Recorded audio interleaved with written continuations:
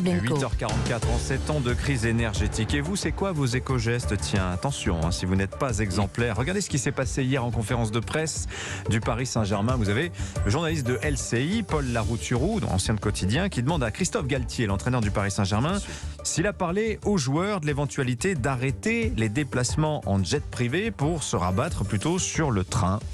Réponse mi-figue, mi-raisin, mi-amusé, mi-agacé du coach parisien. Écoutez. Je me doutais qu'on allait avoir cette question-là. Pour être très honnête avec vous, ce matin, on a parlé avec la société qui organise nos déplacements. On est en train de voir si on ne peut pas se déplacer en char à voile. Voilà, et le rire au début, c'est celui de Kylian Mbappé qui n'en revient pas de la question. Mais qu'est-ce que c'est que cette question? On parle de la Juventus, la Ligue des Champions, et l'autre, il vient nous embrouiller avec son train. Voilà comment ça se passe en réalité pendant cette conférence de presse. Voilà, il y a énormément de réactions depuis hier. La ministre des Sports, Amélie Oudéa-Castéra, interpelle le coach parisien. Ils ne font même plus semblant, s'indigne l'écologiste Karima Deli. Non mais ça va pas, on se réveille les gars, nous dit Anne Hidalgo sur Twitter. Bon, une réaction que j'ai trouvée plutôt drôle, toujours sur Twitter, c'est un supporter parisien qui rappelle que depuis des années, le PSG fait des efforts pour la planète. Il évite des trajets inutiles en sortant en 8e de finale de Ligue des Champions. Voilà, donc le char à voile de Galtier, durement taclé par la gauche, mais aussi ce week-end, je le signale, pour équilibrer un peu la balance, le 4x4 de Jean-Luc Mélenchon, à bord duquel il repart de la braderie de Lille, après avoir sermonné tout le monde sur l'urgence climatique. Gare donc à la faute verte. Bonjour François Calfon. Bonjour. Bonjour Eugénie Bastier également, essayiste, journaliste au Figaro Vox, auteur de l'ouvrage La guerre des idées chez Robert Laffont. On pourrait en rajouter, le jet ski d'Emmanuel Macron, carton vert également, etc. Ça, c'est le thème de la rentrée, vous pensez, dans ces temps de crise énergétique, François Calfon? Écoutez, naturellement, on ne peut qu'être affligé par la réaction de M. Galtier, et qui montre le décalage complet entre le monde du foot business, supporté par le Qatar, qui a à peu près le pire bilan carbone du monde, et l'urgence climatique. Ça, c'est tout à fait vrai. Maintenant, prenons un peu de distance, c'est l'objet même de cet entretien. Le sujet, le recul stratégique, merci mon cher François. Non, mais c'est bien. C'est-à-dire que le sujet, il est tout simple. C'est est-ce qu'on va régler le problème du climat par céder aux sirènes d'une écologie émotionnelle, ou est-ce qu'on va passer au stade d'une écologie rationnelle? Si vous prenez le sujet des jets privés, qui est un sujet en fait comme des poupées russes, si j'ose dire. Il y a un sujet climatique et il y a un sujet de la passion française pour l'égalité. C'est-à-dire que derrière, il y a, on va couper la tête. Ça ira, les aristocrates à la lanterne. Ça ira, les riches à la lanterne. L'anticapitalisme n'est pas loin derrière. C'est même plus que ça, parce que le capitalisme, c'est-à-dire finalement couper la tête aux puissants et aux riches qui seraient responsables de tous les maux. L'écologie rationnelle, et j'en termine là pour qu'il y ait un dialogue, c'est de dire que les jets privés, moi je n'utilise pas de jet privé, j'en ai pas. Monsieur Messi l'a utilisé 51 fois cet été, mais ça n'est responsable que de 0,1% des 2,5% de l'ensemble du trafic aérien dans le monde. Par contre, le charbon utilisé en Allemagne par abandon du nucléaire il y a 10 ans, c'est 18% du carbone. Donc je souhaiterais que l'écologie rationnelle l'emporte pour régler effectivement le problème du climat. Mais je crois que finalement, dans ces sujets de poupées russes, de poupées gigognes, on va finalement se taper les riches plutôt que régler le climat. Eugénie Bastier. D'abord, je voudrais dire mon respect à M. Galtier, parce que faire une blague en conférence de presse en 2022, c'est très risqué. Et d'ailleurs, surtout sur le climat. Surtout sur le climat, Sandrine Rousseau est là pour veiller au rire autorisé. Et c'est vrai qu'on est dans un écosystème médiatique qui fait que la moindre petite phrase et la moindre blague qui plus est prend des proportions énormes. Cela dit, moi, c'est vrai que ce rire désinvolte de Kylian Mbappé, il avait quelque chose d'éminemment symbolique. Et pour moi, c'est un symptôme aussi de cet archipel français dans lequel on vit, c'est-à-dire que pendant qu'on a des écolos qui se privent de chipolata et qui font pipi sous la douche, il y en a d'autres qui font des Paris-Nantes en jet privé, et on a l'impression que effectivement les gens ne vivent pas sur la même planète précisément. Alors après, juste un truc, c'est imaginer le Paris Saint-Germain qui arriverait gare Montparnasse pour aller à Lyon, pour aller à Nantes, et imaginez l'émeute, le défi sécuritaire. Bien sûr, il y a énormément de problèmes logistiques, on peut s'interroger là-dessus. La vraie question que pose cette séquence, c'est la question des petits gestes. Est-ce que les petits gestes sont sont utiles à l'écologie? Dans quelle mesure peuvent-ils effectivement contribuer à cette révolution, cette transition écologique? C'est une question qui va se poser de plus en plus. Et ce décalage finalement entre la parole et les actes qui est sans cesse dénoncé sur l'écologie, ce n'est pas nouveau. Hein. Rappelez-vous, là on a le SUV de Jean-Luc Mélenchon, on avait la Porsche de DSK. Il y a toujours ce décalage entre les discours et les actes. Sauf que l'écologie précisément impose une orthopraxie de tous les instants, c'est-à-dire que une orthopraxie, c'est-à-dire des petits actes pour montrer qu'on appartient à ce mouvement, à cette mouvance, qu'on agit bien, qu'on agit conformément bien. Et en fait, c'est de tous les moments de sa journée, ce qu'on mange, comment on s'habille, comment on roule, tous les gestes du quotidien sont épluchés. Donc c'est encore plus difficile que d'être de gauche et ne pas rouler en Porsche. Ça va être très compliqué pour les personnalités écologiques de mettre en conformité leurs actes et leurs paroles, et elles seront scrutées en permanence. Mais gare à la faute verte. Alors je vous donne aussi 2 faits que j'ai trouvé assez étonnants. On apprend dans le journal Les Échos ce matin qu'on va bientôt former les hauts fonctionnaires à l'école du climat. Et Radio France s'est payé une campagne de pub hier dans les journaux pour nous annoncer en pleine page que le climat allait devenir la colonne vertébrale de la ligne éditoriale des antennes du groupe et que tous les journalistes allaient être formés à l'écologie. Bah, écoutez, je vais vous dire, je pense qu'il y a une forme de régression intellectuelle, spirituelle et politique dans le fait que l'écologie, c'est un problème qui est rationnel et scientifique. Comment on règle ce problème climatique, dont une part humaine n'est pas contestée.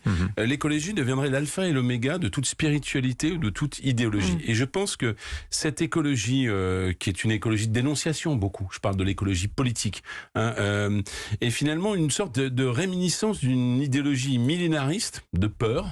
On va tous mourir. Et vous voyez l'éco-anxiété chez les jeunes qui ne font plus d'enfants, et que d'une certaine manière, c'est la capacité de se monter les uns contre les autres sans cheminement humain fédérateur. Parce que constate-t-on dans ce qui a été décrit comme phénomène? Eh bien finalement, c'est l'opposition des uns contre les autres. Et l'humanisme, dans cette écologie-là, alors qu'il devrait prévaloir, on devrait faire le pari de l'intelligence humaine pour régler ce problème rationnel, est en train de partir au profit de on va tous mourir, qui a été accéléré d'ailleurs. Je trouve que cette espèce d'angoisse générale de dénonciation collective a été accélérée, notamment dans les nouvelles générations, après le Covid, en s'apercevant que finalement, il y a des phénomènes qui nous dépassent et que la solution, elle devrait être une manière de fédérer, de trouver un chemin tous ensemble. Et si vous voulez, comme c'est une idéologie qui est très forte à gauche, finalement ce qui a fait la gauche, c'est l'humanisme et les Lumières, et ce qui, à mon avis, défait la gauche, c'est cette espèce d'idéologie anti-humaine. Alors, si je peux me permettre, parce que vous m'avez l'air quand même relativement d'accord tous les deux, mais pour chercher quand même la nuance, je dirais que ce qui va peut-être agacer l'homme ou la femme de droite, c'est de se dire les écolos sont là, ils nous engueulent d'une certaine manière. Il y a ce reproche qui est fait de ne pas être suffisamment vertueux. Et puis vous avez ce que dit Valérie Masson-Delmotte, donc qui est une grande paléoclimatologue, je ne dis pas de bêtises, et qui, en introduction du premier Conseil des ministres la semaine dernière, dit aux membres du gouvernement: la charge mentale de la transition climatique, ce n'est pas aux jeunes, ce n'est pas au peuple de la porter, c'est à vous les dirigeants. Et je trouve qu'il y a quelque chose d'assez vrai dans cette phrase, Jenny Bastier. Oui, bien sûr. Alors, ce problème de l'exemplarité, il se pose partout en politique, que ce soit dans les affaires de mœurs, dans le rapport à l'argent, et particulièrement sur cette question écologique.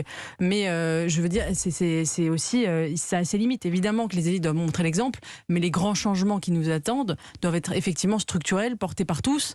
Ils font, si vous voulez, ce n'est pas effectivement le fait que les ministres coupent le gaz de leur voiture pendant le Conseil des ministres qui va changer grand-chose au bilan carbone de la France, surtout quand on se compare à la Chine, à la Russie, aux États-Unis, qui sont des énormes émetteurs d'énergie, alors que nous avons le nucléaire. Donc c'est ça qu'il faut arriver à mettre en œuvre, c'est-à-dire des réformes structurelles. Je crois pas du tout, moi, en fait, je crois très peu à la politique des petits gestes. Je pense que, si vous voulez, c'était bien quand les gens apportaient eux-mêmes leurs sacs en plastique, leurs sacs dans les supermarchés, mais quand on a interdit les sacs plastiques dans les supermarchés, ça a fait une différence majeure. Il faut que la loi passe par là. Il faut qu'il y ait des changements structurels, et on peut pas compter comme ça sur les comportements individuels. Et toute la question va être de comment faire passer ces changements sans être dans la coercition, sans être dans des mesures autoritaires qui seraient jugées insupportables par nos compatriotes. Autre sujet, mais c'est pas très loin finalement, François Calfon. Il y a un cabinet de conseil britannique qui s'appelle Verisk Maplecroft, je ne connaissais pas, qui vient de publier un rapport qui nous dit que plus de la moitié des pays du monde pourraient être touchés cette année par des émeutes ou des mouvements sociaux, dans les 6 prochains mois, en raison de la hausse des prix de l'énergie et des denrées alimentaires.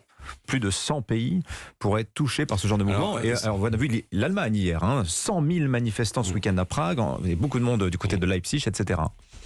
En fait, ça, c'est pas tout à fait le sujet, si je puis me permettre, c'est pas tout à fait le sujet de l'écologie. Et le sujet de l'énergie, c'est deux choses. C'est la reprise de l'activité post-Covid et c'est la guerre en Ukraine. Parce qu'en réalité, l'énergie, elle est abondante. Elle est carbonée, mais elle est abondante. La question, et ça revient finalement au sujet précédent, elle est abondante quand même. C'est-à-dire qu'on a les solutions techniques et humaines en développant un réacteur nucléaire, ça se construit pas en 6 mois. Donc, on peut dire je viens à mon point. Vous avez raison. Qui est là, mais on n'a pas les capacités techniques de créer un réacteur comme ça. Mais on va passer l'hiver, en tout cas. On aura du gaz cet hiver. Non, mais je reviens à mon point. Et l'abondance, elle n'est plus là. Ça, pour moi, je ne suis pas d'accord avec ça. C'est-à-dire que l'abondance n'est plus là. Je ne comprends même pas ce débat. Le point, il est celui que j'ai indiqué au départ. Si on est dans l'écologie et dans finalement l'émotionnel, l'abondance n'est plus là. Mais c'est extrêmement conjoncturel. Vous dites, il faut du temps pour construire des centrales nucléaires, il faut du temps pour la fusion nucléaire. Mais typiquement, c'est la place de la politique, c'est la place de l'intelligence humaine que de programmer. On l'a pas fait. Maintenant, c'est trop tard. Maintenant, non, c'est pas trop tard. Ne participons pas de cette logique d'angoisse collective. Du pétrole, il y en a. Du gaz, on va passer l'hiver avec. On va même importer du charbon. Je viens d'entendre par M. Macron qu'on importerait de l'électricité d'Allemagne, c'est-à-dire de l'électricité lourdement carbonée. Donc, dans la période, on en a. Maintenant, c'est vrai que pour retrouver les voies de l'abondance, il faut faire confiance à la science et à la technique. Et je reviens sur le sujet nucléaire. Pourquoi on a abandonné ? Par une logique émotionnelle, je tiens à le dire. La logique émotionnelle, elle est laquelle ? Il y a eu des morts, c'est vrai, à Fukushima, c'est dramatique, mais il y a des dizaines de milliers de morts, du charbon chaque année. Eh bien, je souhaite que face à un problème auquel nous avons contribué, qui est le carbone, nous répondons par la rationalité scientifique, technique, et par le consensus humain, comme nous tentons de le faire sur ce plateau. Mais ce qui est vrai, ce qui est frappant, c'est est-ce que l'émotion peut répondre à une crise de l'envergure de la crise climatique et à un enjeu tel que la transition énergétique. On le voit, c'est vrai, on a fermé les centrales nucléaires en Allemagne sous le coup de l'émotion. On a pris, sous le coup de l'entrée de la Russie en guerre contre l'Ukraine, on a pris des sanctions sans se poser la question de ensuite on va plus avoir de gaz, sans prévoir finalement quelles allaient être les conséquences de ces sanctions. Et c'est le problème de l'écosystème médiatique dans lequel nous vivons, qui laisse une place énorme à l'émotion, alors qu'on a des enjeux qui sont profonds, qui doivent être traités avec une rationalité énorme parce qu'ils sont déterminants pour notre avenir. Résistons à l'émotion en politique. Merci à tous les deux, Eugénie Bastier, François Calfon. Je vous dis à la semaine prochaine.